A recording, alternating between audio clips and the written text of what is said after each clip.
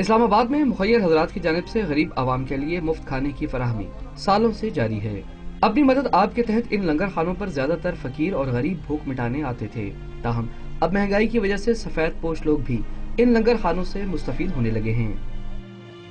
زیادہ تر اکثریت ایسے لوگوں کی ہے کہ جو اپنا ایک ٹائم کا کھانا بچا کر کے اپنے بچوں کے لیے کوئی چیز خرید کے بازار سے لے جانا چاہتے ہیں۔ لو طبقے کے جن کہہ لیں کہ آپ 1 سے 5 اسکیل کے لوگ جو ہیں، سیکورٹی گارڈ ہیں، دیہڑی دار مزدور ہیں، کاغذ چننے والے جو بچے ہیں، بوڑھے ہیں، وہ بھی یہاں پہ آگے کھانا کھا رہے ہیں۔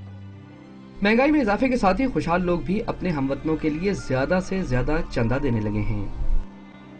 یہاں پہ لنگر کی جو اخراجات ہیں 80% اب عوام مطلب جو دے رہی ہے۔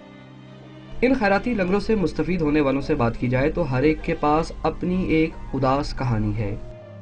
بہت مہنگائی اور زور کی پڑ گئی ہے، غریب آدمی کیا کھائیں گے۔ وزیر اعظم صاحب نے اپیل کرنا مہنگائی نو دے کے ساری تنخواہ بتائی جائے۔ یہ مزدوری پیشہ لوگ جہاں اپنے ساتھ ہونے والے استحصال کا ذکر کرتے ہیں تو وہیں حکمرانوں سے مہنگائی کنٹرول کرنے کی فریاد بھی کرتے ہیں۔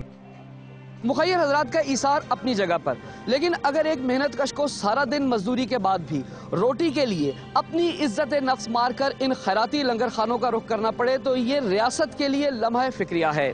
کیمرہ مین رضوان راؤ کے ساتھ عاطف خان، ڈان نیوز، اسلام آباد۔